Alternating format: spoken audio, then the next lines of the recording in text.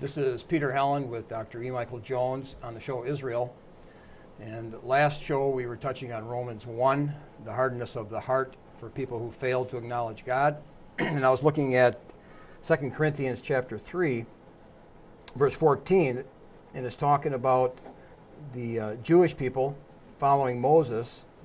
It says, "But their minds were blinded, for until this day remains the same veil untaken away in the reading of the Old Testament, which veil is done away in Christ." Some translations say, but their minds were hardened or blinded. And it's interesting that there's two groups of people that we're singling out here. The group that doesn't acknowledge God, who eventually are given over to homosexuality. And then there's a blindness on the Jewish people, providentially, for rejecting Christ. And so that they can't read the Old Testament and see that it's about Christ.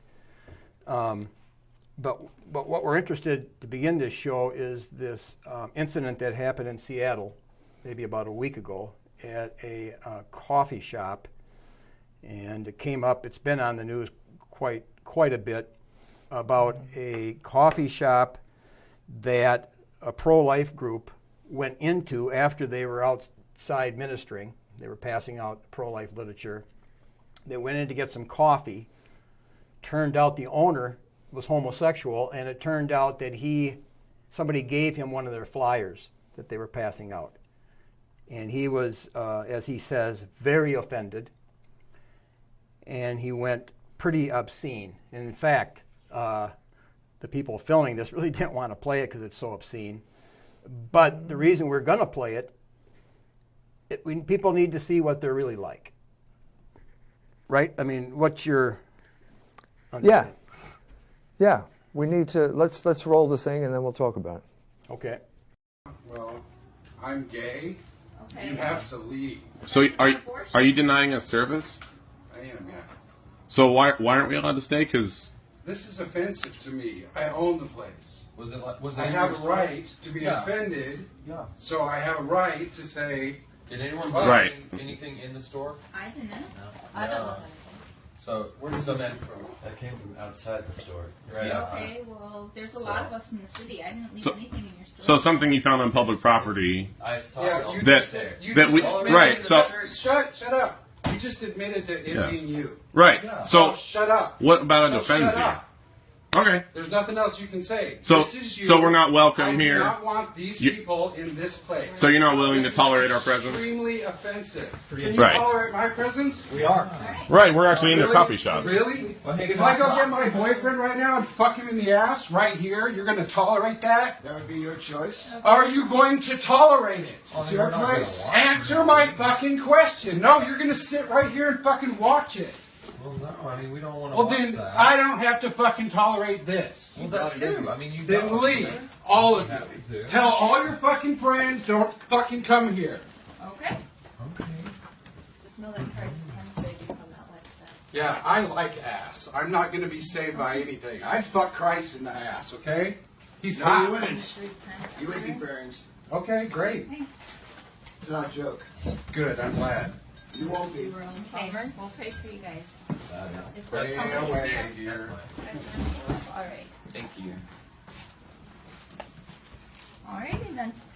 Well, Seattle has proved Don't act itself so not to fucking be shocked, tolerated. bitch. Get the fuck out. So Shut up. It's mine. I will fucking All right. do Keep it. walking.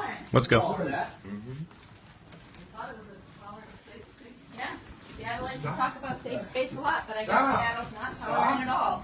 Stop. Stop. All of you. Just let them leave. Currently trespassing. They are leaving. Faster. Okay, so so why did we subject you to this offensive piece, this offensive tirade on the part of the homosexual? The main reason is because this is a real homosexual. And the fact of the matter is that for over 20, 30 years now, we've been subjected to Hollywood's version of the homosexual, which is basically the sanitized version that is supposed to propel the agenda that is now in place. Okay, so that's the main reason. Okay, second reason is we have insight into the psychology of the homosexual. Okay, I have a right to be offended.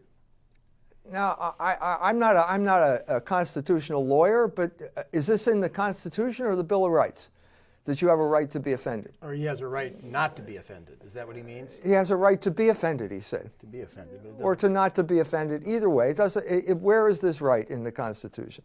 Okay, so the right to bear arms or something like that. And then he launches. He's getting progressively more and more unhinged as the video goes on. He's getting louder. He's shouting. He's using obscenities.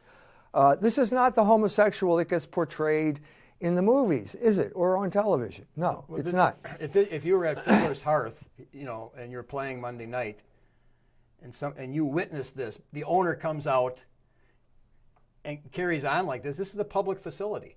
He's doing this right out in the open. Yeah, and he's the owner, okay? So you probably can't call the cops and have the owner ejected. But this is the type of, so what you're seeing here is an increase in violence, as an increase in anger. The anger is propelling him towards some type of violence.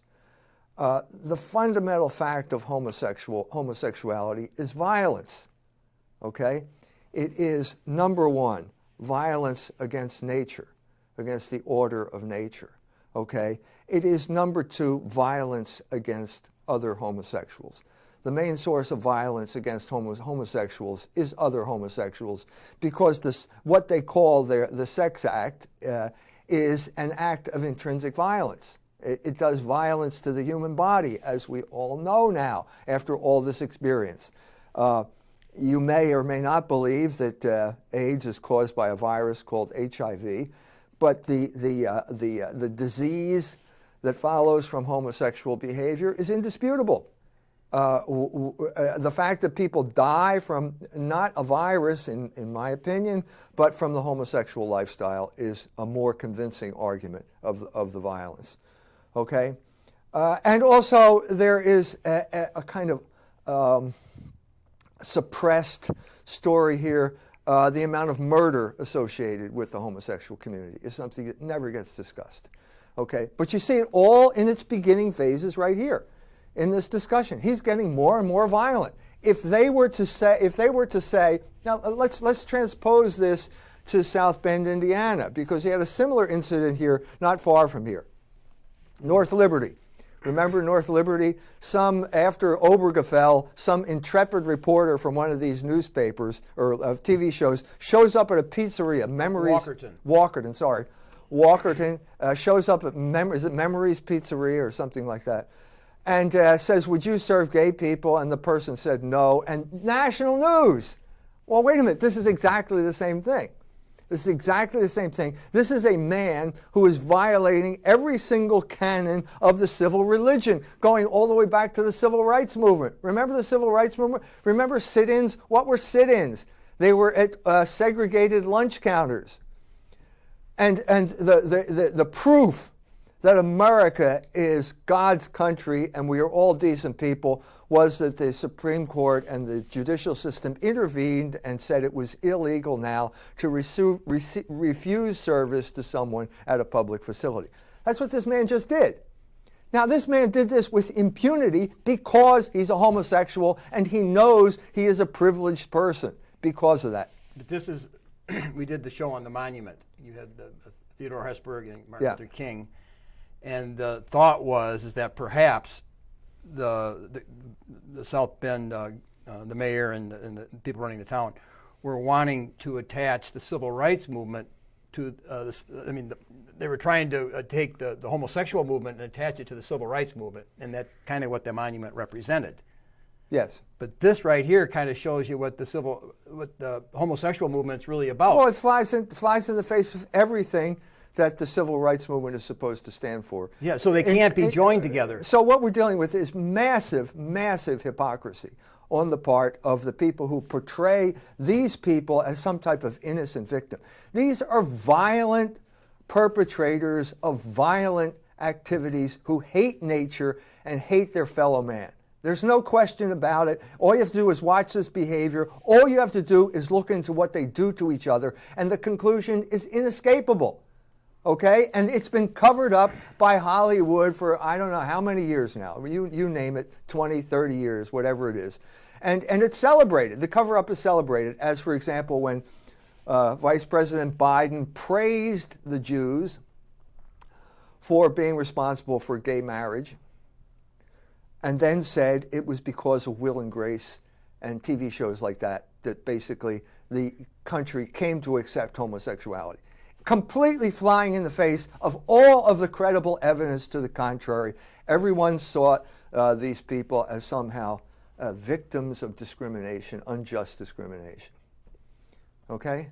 And then he says, but we're going deeper here. Why is this? Where does this violence come from? Well, this man knows he's doing something wrong. He knows it. There's a saying in I believe it's the Psalms, the guilty flee where none pursueth.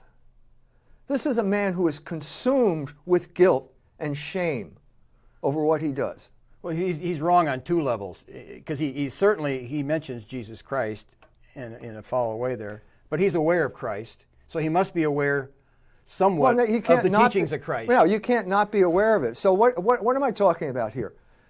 He starts screaming, "Will you tolerate this?" And then he announces that he's going to perform sodomy in front of them. And then why is he doing this? Well, because he wants them to tolerate it. Why does he want them to tolerate it? Because he's consumed with guilt. Because he's consumed with shame at what he does, and he can't repent. He can't admit that what he's doing is wrong, and so he has to flaunt it. And he has to make the people he hates accept what he does. Now, this is a deep sort of moral depravity. It's moral depravity of the deepest sort. You can't go much deeper than this. But it is moral depravity that is being promoted by our culture, not only as normal, but as advanced, as somehow gifted. He's gifted because he does this.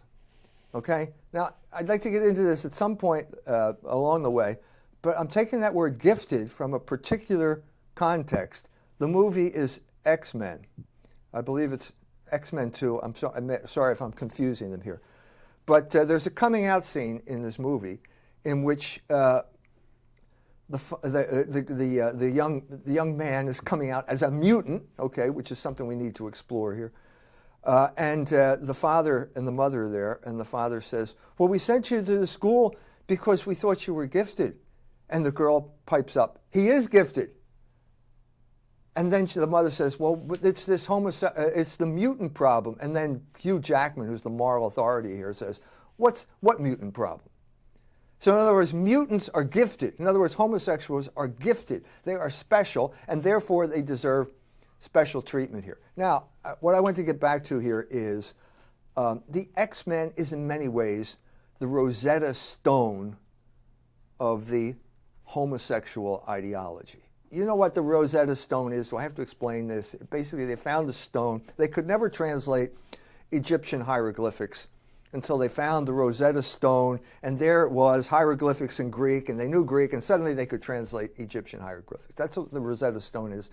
X-Men is the Rosetta Stone that explains the homosexual ideology and all of its ramifications, including the one that you began with, namely the connection between homosexuals and Jews. Okay? They are both mutants in the eyes of the producers. This is explicit statements on the part of the director, Bryan Singer, and the film writer, a man by the name of Stentz, who said that they put the homosexual Jewish anti-Holocaust connection in there intentionally. So this is part of what they're doing, and part of what they're doing is showing millions of people this sanitized, propagandized version of homosexuality as some type of, these people are all just sensitive victims, and also mutants in the sense in which here we're bringing in the whole Darwinian aspect of the whole story as well. Right, because under Darwin, mutants, you get better, or in truth, you get worse. Well, they're saying, I mean, it's not far-fetched to say that these people believe that they are part of a superior race. Now, this is not new with X-Men. It goes all the way back. I've done this. Obviously, this is not the first time I've thought about this type of thing. 1989, I wrote an article on the homosexual as subversive. It's about one of the Cambridge traitors, Sir Anthony Blunt, who was a traitor and defected to expose as a spy for the Soviet Union. Blunt was part of Bloomsbury. Bloomsbury believed was a group of deracinated, degenerate children of prominent Victorians who were committed to what they call the higher sodomy. That was Lytton Strachey's term. That's what they were.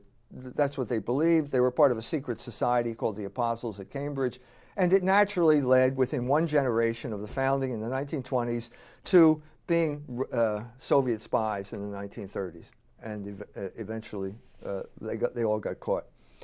One of the most homosexual, the man who wrote about it in a covert way was E.M. Forster, who ended up writing a homosexual novel. And he suppressed it for his entire life, which is the difference between then and now. But it's important because he's talking about homosexuality from the inside, which is what we're seeing here from a crude kind of lout who doesn't know anything other than he's offended because his conscience is bothering him. So the character is forced to be introspective and talk about sterility and his relationship to nature. Okay?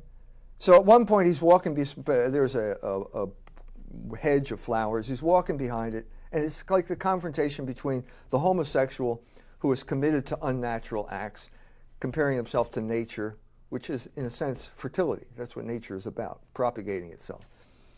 And the first time is kind of a judgment on him. The second time he walks past it, he's judging it. Okay? It says here, this is what he says, blossom after blossom crept past him, draggled by the ungenial year. Some had cankered, others would never unfold. Here and there beauty triumphed, but desperately flickering in a world of gloom.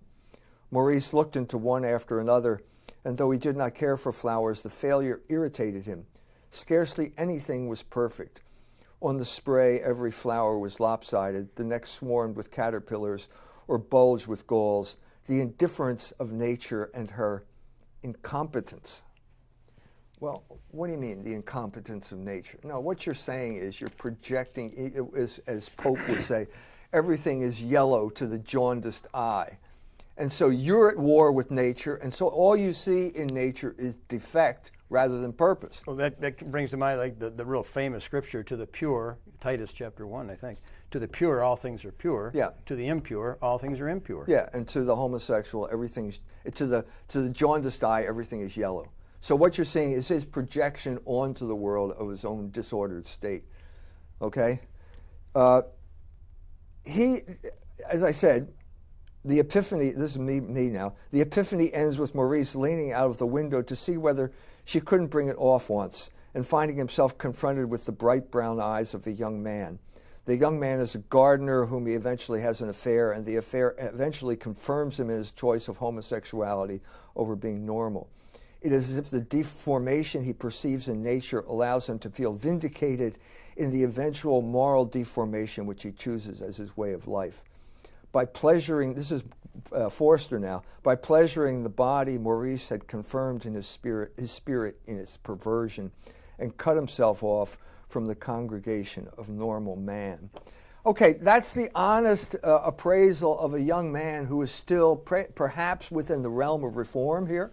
Okay, but nothing stays the same, either historically or personally, and so he ends up basically writing an essay called What I Believe.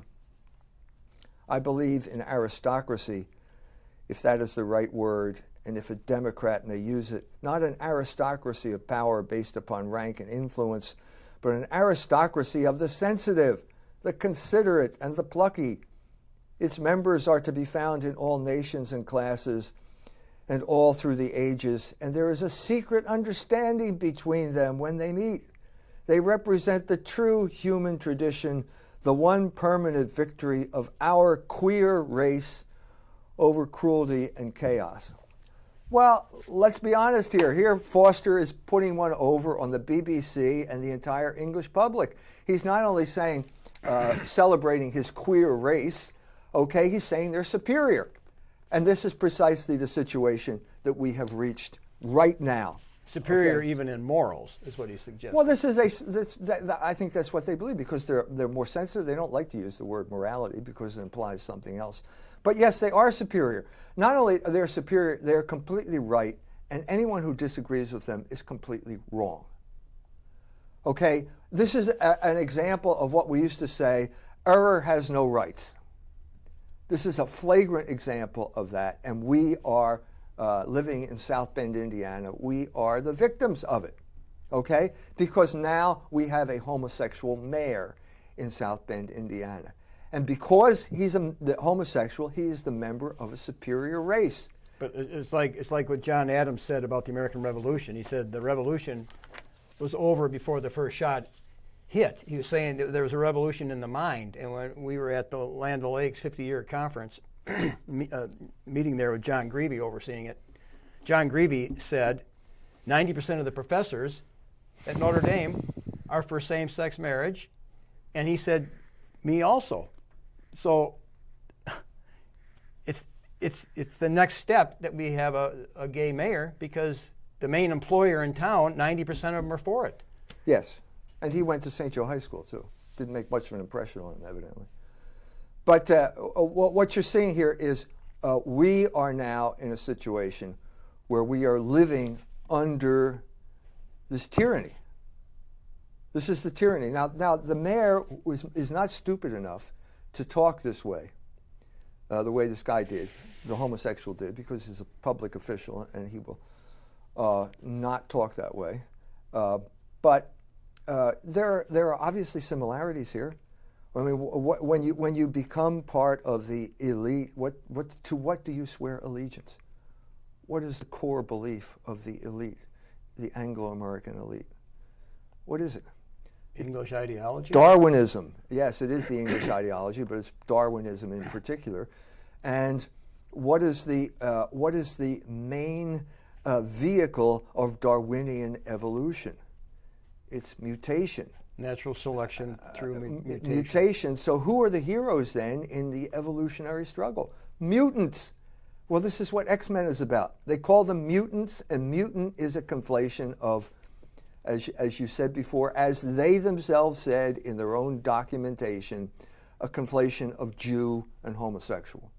That's what they say. That's what it is. That's what it is. This is the speech. This is Magneto. Magneto was played by. I have to tell you. This is from an article in Culture Wars magazine by Michael Timmons, September 2014. So we're talking about 20-year period after I wrote this. Now we're writing this. We've gone from E.M. Forster in like the 1920s up till X-Men in 2004, I believe this came out. Anyway, this is Magneto's speech. Magneto, by the way, is a Holocaust survivor.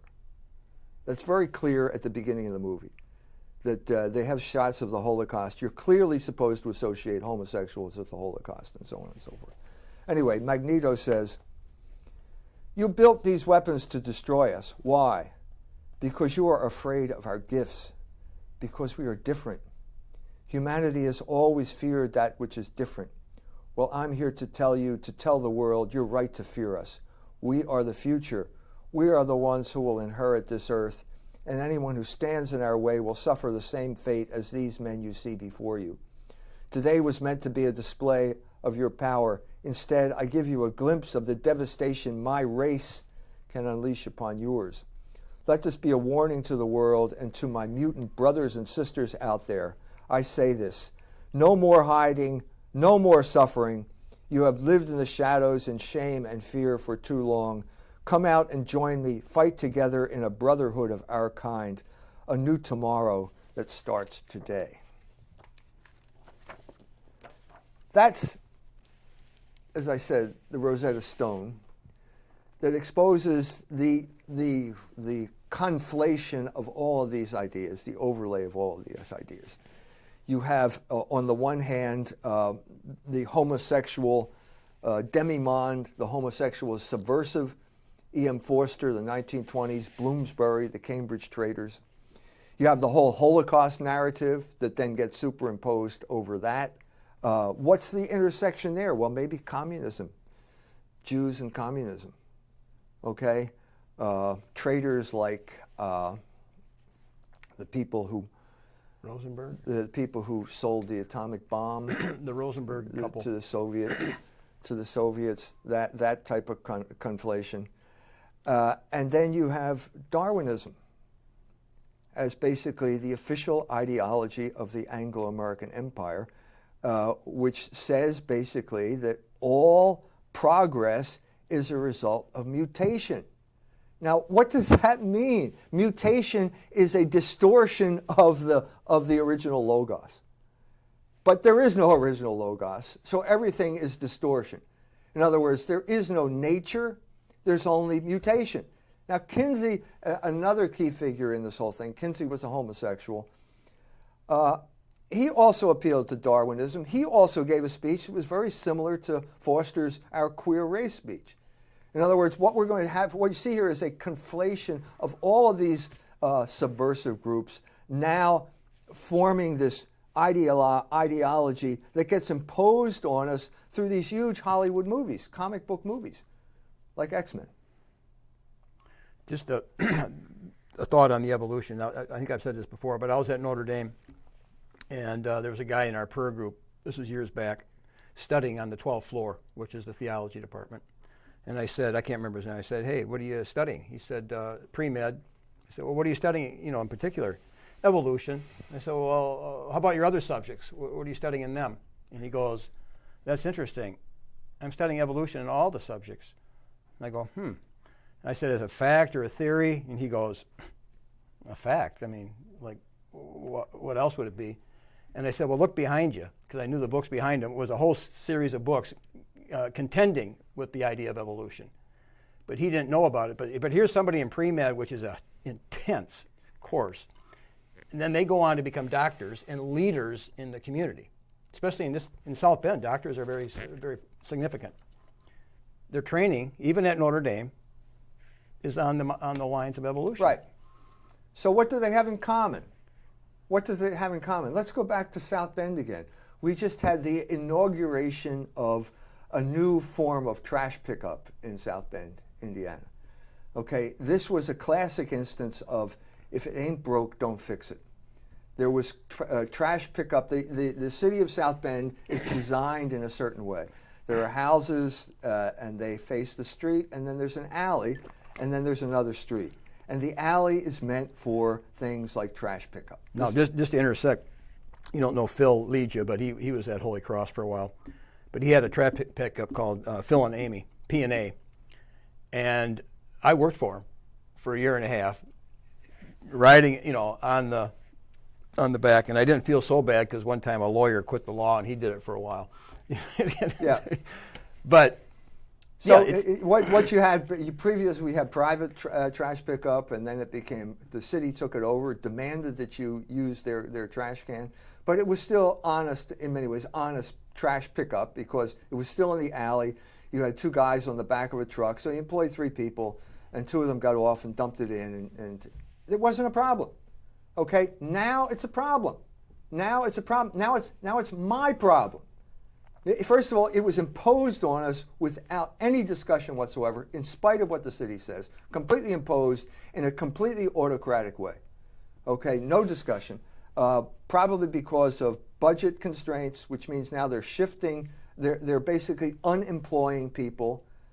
2 guys who are working on the back of the truck now no longer have work. Their salaries do not go into the economy. It's the classic instance of punishing labor, classic capitalism. He learned this at Harvard too, along with Darwinism. Darwinism is a form of capitalism.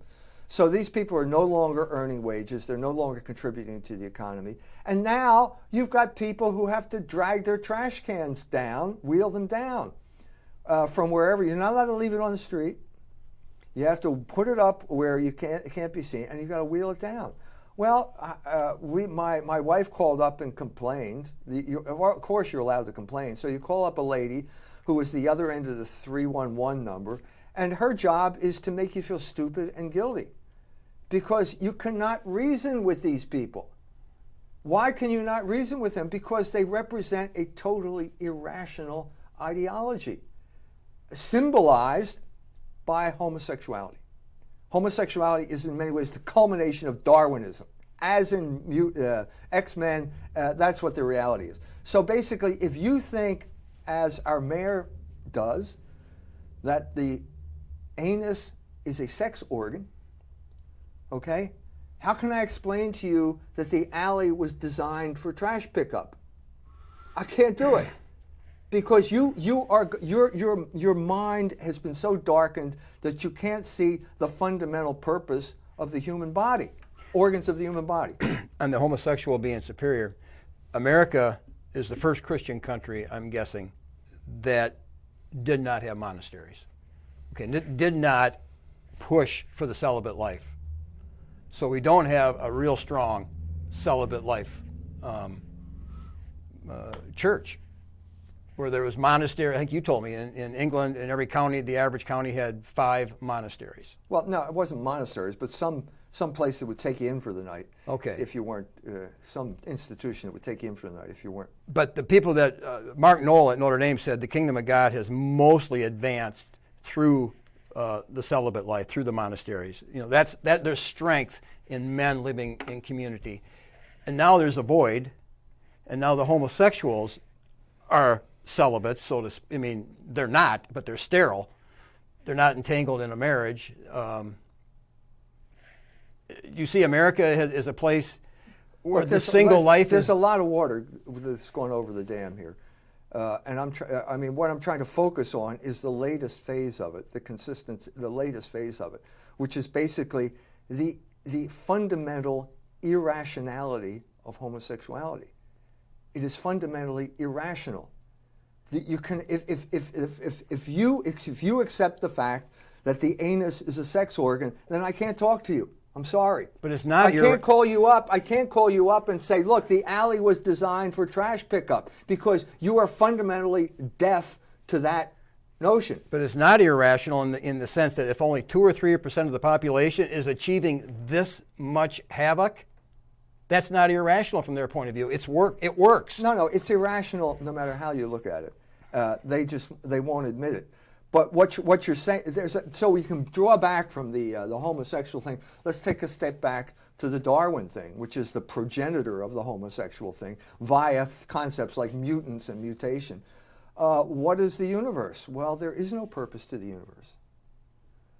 There's no purpose to the universe, and as we did discuss in a previous show, there's no God. Now, you can't prove the non-existence of anything, much less God, so they say it's improbable, and then they browbeat you by saying you've got to be an idiot if you believe in it. So this is the way they work, you know. This is the type of geniuses we have with people like Richard Dawkins.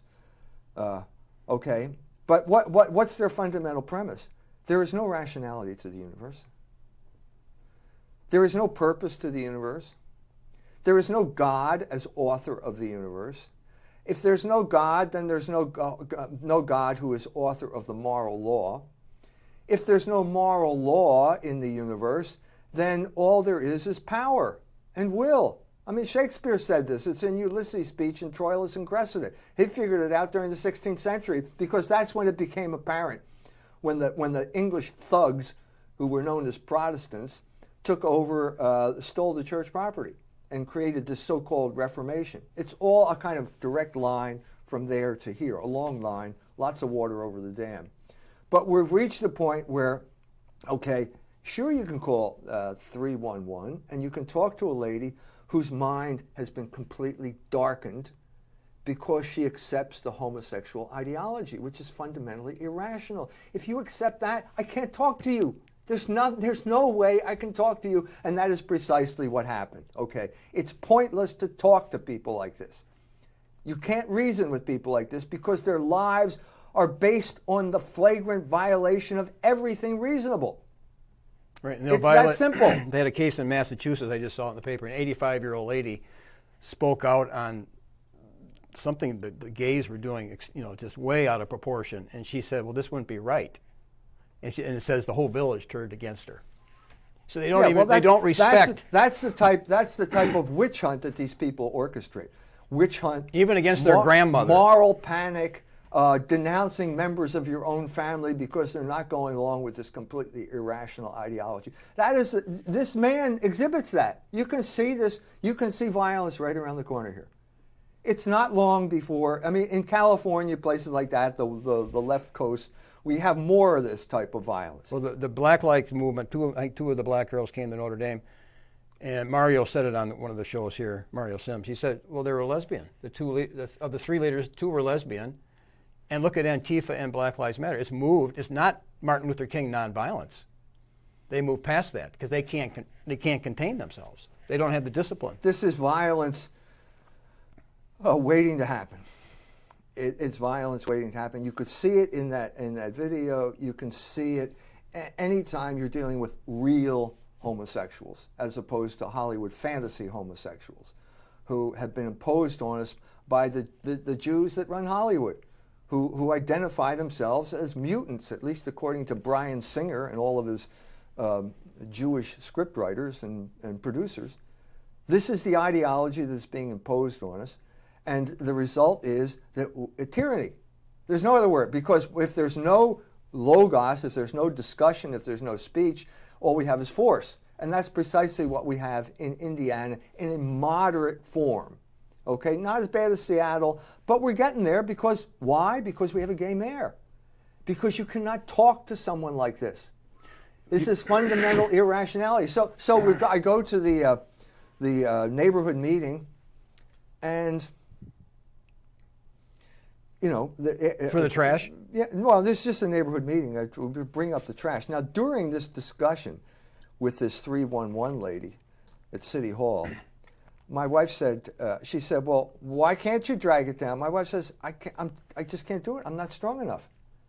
Well, then get someone else to do it. Well, wait a minute. This is not my problem, honey. You were the one who created the problem. There was no problem. You had big, strong guys on the back of the trash truck who were picking them up. Now it's every old lady in South Bend has to struggle with this big bin, which is the heaviest bin. It's heavier than recycling, heavier than yard waste. It's big and heavy. Oh, yeah. It can be really big and heavy. And when it snows, the slope, you got to go down the slope. It's slippery.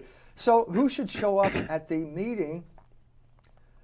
The neighborhood meeting, but Mrs. Buttigieg, the mayor's mayor's mother, is there at the meeting, and I'm looking at her.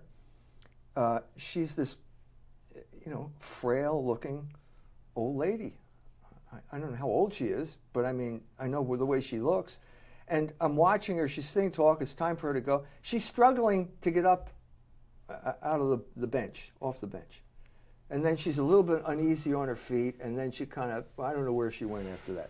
Now, this is the lady who's going to have to drag the trash. That your mom, Pete. Is your mom going to take that trash bin down? She could hardly get up off her seat in the park when we had this meeting. Is she going to drag that down? Now, you have imposed this on every old lady in South Bend, Indiana. This is tyranny. I'm sorry, there was no discussion. You cannot discuss things with people like this because the homosexual is always right. He's always right because he's a homosexual. He's a mutant. He's on the cutting edge of evolution. Just watch the X-Men if you want to know the story here. Well, you saw that on that video clip, that 2-minute video clip, the guy said, no talking. He wasn't, no negotiating. Give him credit. He knows that there's no point in talking with him. He understands that. That was the whole point. So it's all just a facade, okay? This idea of tolerance. Did you that whole thing? Will you tolerate me? Well, this goes back to your discussion on Jewish-Catholic dialogue. Is there really dialogue, and is there really dialogue with these people? That's the question. Do they really want a dialogue? No, there's no dialogue here. There's no dialogue. That's a good question. It's blacklisting. The ADL does not engage in dialogue. They blacklist you. They try to destroy your career. The SPLC does this too, and even the SPLC is the ADL on steroids, another Jewish organization whose job is to destroy you if they don't like what you said. It's gotten so bad now. Last week, the Pentagon severed its connection with the SPLC, the Southern Poverty Law Center, and this is only on the heels of the FBI ending their collaboration with the Southern Poverty Law Center. But while I was waiting for you to come, I was looking at George Clooney, the movie star. He and his wife, after the incident in North Carolina, he donated $1 million to Southern Poverty Law Center. Well, this shows you that these people have been appointed to rule over us. They know that they are paid for. If you can hand away a check for $1 million, you've got lots of money. Well, George Clooney knows which side of the bread is buttered on. His bread is buttered on. Okay, Hollywood made him a rich man. He's not going to bite the hand that feeds him. He's going to collaborate in reinforcing Hollywood's hegemony over the rest of us so that they can rule us by intimidating us, by lying to us, and by controlling our thoughts. You said Joe Biden mentioned Will and Grace. Yes. Do you believe that was a correct analysis? Do you think Will and Grace did affect us? Or Yes. So, I think so, he's right. so watching that show, watching that little theater piece. Right. So the theater done wrong is powerful in the wrong direction. It's corrupting. I mean, I guarantee you, look, I never saw Will and Grace. Never. I don't have a television. Never had a television. The entire time I've been married. And for 50 years, I've never had a television. Okay? But I guarantee you that the homosexual character would never talk the way this homosexual talked. This is a real homosexual. Well, the Hollywood homosexual is the exact opposite of that. He's always sensitive. He's always being persecuted. He's a victim. And so therefore we need to protect him. There's two homosexuals wrote a book called When the Ball is Over, and in 1989 they said the same thing. You have to portray the homosexual as a victim because then everyone will want to protect him. I mean, the straight society will want to protect him. Is the American mind so weak that it allows itself to believe the lie? Is American mind particularly weak? There is no American mind. Okay, first of all, this is what we're beginning to realize now. Okay, there was a certain point where someone would invoke America. I guess I think of Richard Nixon. He would invoke America. In other words, he would invoke some type of unity. Pete Buttigieg is way beyond that. Let's say the Democratic Party has given up completely on that idea. The Democratic Party is now committed to identity politics, which is basically promoting the interest of certain groups which they control. And one of them is the homosexuals. One of them is the prominent group, the avant-garde, the mutant of the day is the homosexual. And this is the way they control the discourse. Because as I said, okay, if you believe that, I can't talk to you. If you believe that, you're totally irrational. And there's no discussion, which is exactly what this guy said. If there's no discussion, they impose it. It's brute force. That's tyranny. This is the essence of tyranny. It's milder in South Bend than it is in Seattle, but give Pete time. With this has already been a kind of draconian imposition on people, especially older people in South Bend, Indiana. Pete's mother cannot wheel that trash bin down. I guarantee you that. Who's going to do it for her? He's her only child. Is he going to come around? Well, maybe. I don't know. Is he going to do it?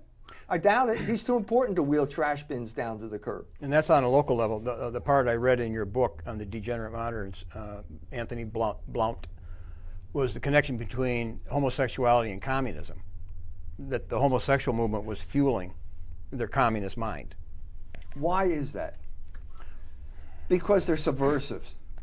Because the homosexual is by nature a subversive. Because he's subverting nature by his very activity. And so therefore, because if you have no qualms about subverting nature, why would you have qualms about subverting your country? And that's precisely, Forster gave a speech in which he said this, famous speech. If I had to choose between subverting my country and subverting my friend, I would hope I would have the guts to subvert my country. That's the way he put it. Famous speech. I think it was 2 cheers for democracy. And his friends. Now, that chapter that you on Anthony Blount, at the end of it, you wrote something that's really good. Maybe you can comment on it. At the last paragraph.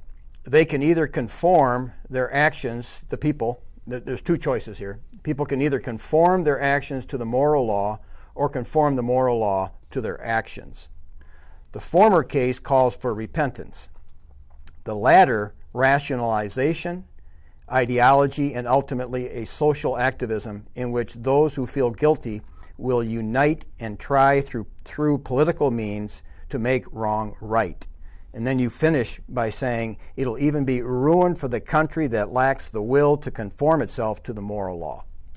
Yeah, and I wrote that in 1989. Did anyone listen to me? Maybe not. Did the Supreme Court listen to me? I don't think so. Did Ruth Bader Ginsburg listen to me? No. This is something that screams out from Scripture. This is something that great theologians, great preachers, they say this. But it's not being said in our culture. No, I mean, this was the point of our last show was basically atheism is irrational. We can only have discourse if we are rational. Homosexuality is doubly irrational, or is equally as irrational as atheism. It flies in the face of the rationality of the human body. If you accept that, there's nothing I can say to you.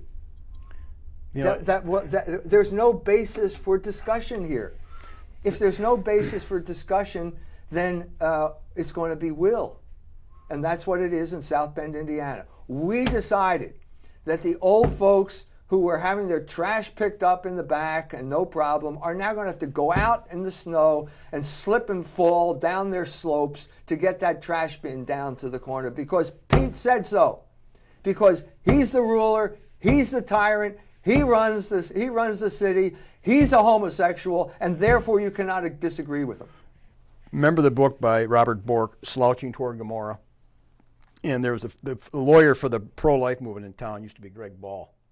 And at one point, Indiana got rid of the oath, which was ascertaining truth in the courtroom, and he couldn't believe it. And he said, this is the beginning of the end. And he said, the judges are like Three Stooges. I mean, they're just like Three Stooges. And Three Stooges, of course, they're just, there's no logos operating, right? They just kind of fumble their way. And once there's no logos even in the courts. I mean, where do we find? Where is there a remnant of logos left? Where do you find it? Right here. I mean, there's always people awakening to the fact. That's what we're here to do. That's our job in life. Okay, no matter how many people listen, it's always out there. It's like the logos is like the sun. It's always shining. Even it may be raining in South Bend and it may be dark in South Bend, but the sun's up there shining no matter what. And so you just have to wait for the clouds to pass. Now the question is, how are the clouds going to pass? Because it's inevitable, okay? And we are living in a very dangerous period right now. I mean, more dangerous than anything I can remember since the time of the Cuban Missile Crisis, in terms of threats for war, nuclear war, and all of these type of things. This cannot hold together. This cannot hold together. And the tyranny that is being imposed here is not strong enough to hold it together. Not even that will hold it together. I mean, again, as I said, we used to, this country was fragile from its inception because it had no history. And it was created by a bunch of oligarchs in their interest and not in the interest of the people. But they always had to disguise this fact. So John Marshall, whenever he'd write a book, a biography of George Washington or whatever, talk about the Constitution, he would always talk about the will of the people. Well, it wasn't then. There may have been a time when it was more. There were certain things that were more done in terms of the will of the people. It's not that case now. We have abortion imposed on us by 9 people. We have gay marriage imposed on us by 9 people, 5 of whom live in New York City. This is tyranny. But the essence of tyranny is its irrationality. That's the whole point. That's the whole point of a tyrant. Well, the founders actually used to have a definition of tyranny is when somebody violates God's law. You know, you rule in direct opposition. Because it violates what we are. What are we? We are creatures of logos. Man is the only animal that has logos. That's what Aristotle said a long time ago. Well, we're made in the image of God. That is fundamentally what we are. The fact that we have speech means that we talk to each other. The whole nature of the human being is to talk to someone else and try to persuade him of the reasonableness of some particular proposition. You know, that verse that we started out with, it closes in that chapter. It says,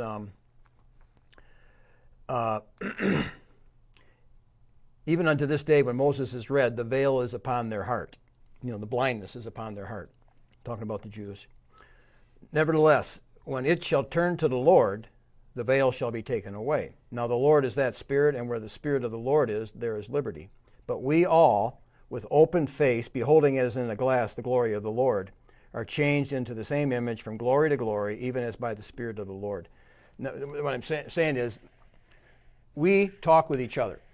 We're looking at each other, and we're talking. But here it's saying we first look to the Lord.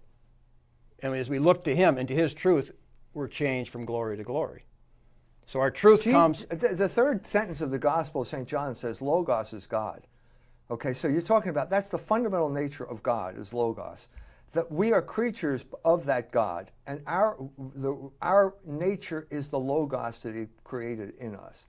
The only reason we're talking here, or we can talk, is because there is a medium of communication that is based on Logos. And what hinders it would be the word sin, because it says you're either like you're what is, tell me what sin is. Well, here it's irrationality. Or it says they can either conform their actions to the moral law. It's what you wrote, or conform the moral law to their actions. And here's the problem: either you're in the fight to conform yourself to the moral law, but here's the problem. James said, "Whoever breaks the law, even in one point, is guilty of breaking the whole thing." See, so if you're not fighting even the little sins. So let's get back to this homosexual in Seattle. There's no one in the world. He's a hero. Not only is he tolerated, he's a cultural hero. Living in the avant-garde city of the United States, Seattle. He's got a coffee shop. I mean, this is ultimate coolness, you know, the ideal citizen. And he's tormented by the fact that somebody doesn't approve of what he's doing. And not only that, he's going to engage in sodomy right in front of these people because he's so consumed by this feeling that somebody doesn't approve, that he's got to have them approve it right here and there. I'm going to have sex with this guy right here and now, and you are going to approve it. Otherwise what? I'll blow up, or you're a bad person, or something like that. This shows you the true homosexual, the guilt-ridden, narcissistic victim of his own passions, who is being manipulated by a government that is using him as the avant-garde to rule over us with an iron rod. Mm-hmm. That's the state of America. That's tyranny. That's the world we live in. And Jesus said, they don't hate you, but they hate me because I testify about them. He hates the order of the universe, because everything he does is in defiance of the order of the universe. He was made in a certain way. The organs of his body have certain functions. And he's in rebellion against everything that is the logos of the universe and the human body. And he knows he's doing something shameful. And he can't stand it when someone disagrees with him. But if he majored in psychology at some university in the 60s and 70s and 80s and 90s, he was taught that guilt is not real sometimes. And he knows it is. We all know it's real, you know, no matter how you try and sweep it away, it's real. And he's proof of it. He's proof of that truth. Out of his own mouth, he condemns himself. Right. So that is kind of the mystery, is that since we're made in God's image, then we can't escape the guilt. In other words, because we know God gave us reason, and the first testimony of reason that he comes to his mind when someone like this shows up is, I'm doing something wrong. And they know it. They didn't know that. Nobody knew he was a homosexual until he announced it. The guilty flee where none pursueth. Anyway. We only got a couple minutes left. I know you you wrote something on the land and lakes. Yep. That's a whole different subject, or? Yep, another subject.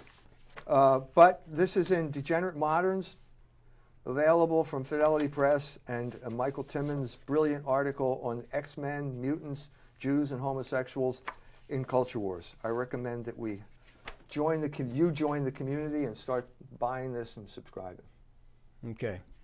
And the wisdom behind what we read from your book, that hit Poland, you were mentioning, libido dominandi, and they started seeing what was happening. We destroyed gender ideology in Poland. Between my book and the Polish bishops, we destroyed gender ideology. If the church were unified here, we could destroy it here. I guarantee you. And some of what, even in that quote, I mean, the main idea is exactly what we were reading there. People are seeing the forces.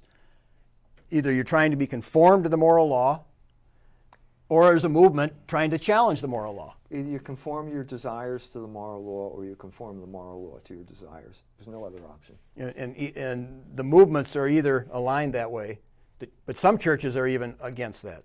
The churches have fallen away. So that's part of the problem. Okay. This is Peter Helland on the show Israel with Dr. E. Michael Jones. And hopefully, we got a minute left. Can you tell us what you're working on right now? The book is on Logos, the history of Logos and the Logos of history. The atheism is the first the chapter on the new atheism, first chapter, and then the rest will be the history of this idea and what we were talking about today, about the rationality in the universe. And that's supposed to come out as, do you know when? Or you're working on it? Yes, as soon as it's written, it will come out. Okay. So you need prayer for Yes. strength to write the book? That's right. That's right. And this is not easy. People think, well, he's just so easy. Well, I can't believe it's easy. I mean, you got the habit down, but it's not easy. So Peter Helland, Dr. E. Michael Jones, till next time. We are. Right, we're actually in the coffee shop. Really? Well, hey, If I go get my boyfriend right now and fuck him in the ass right here, you're going to tolerate that? That would be your choice. Are you going to tolerate it? Oh, See you're our not gonna place? watch Answer my fucking question. No, you're going to sit right here and fucking watch it. Well, no, I mean, we don't want to Well, watch then that. I don't have to fucking tolerate this. Well, that's true. I mean, you Then don't. leave. All of Happy you. to. Tell all your fucking friends, don't fucking come here. Okay. Okay. Just know that Christ can save you from that lifestyle. Yeah, I like ass. I'm not going to be saved by anything. I'd fuck Christ in the ass, okay? He's hot. You would be bearings. Okay, great. It's not a joke. Good, I'm glad. You won't be. Okay, we'll pay for you guys. Is there Stay somebody away, here? dear. All right. Thank you.